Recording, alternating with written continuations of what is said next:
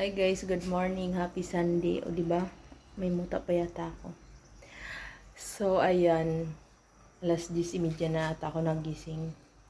Paggising ko, pinakuluan na ng kapatid ko yung ano namin, yung baka. So ayan, ang kalat dito sa bahay namin, guys.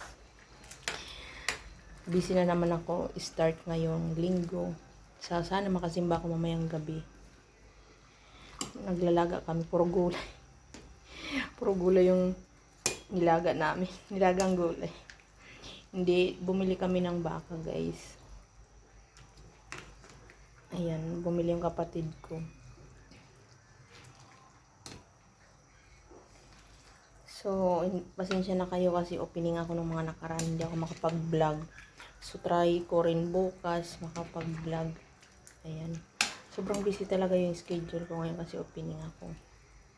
So, ayan. Thank you for watching, everyone. I love you all. Bye-bye. God bless. Happy Sunday.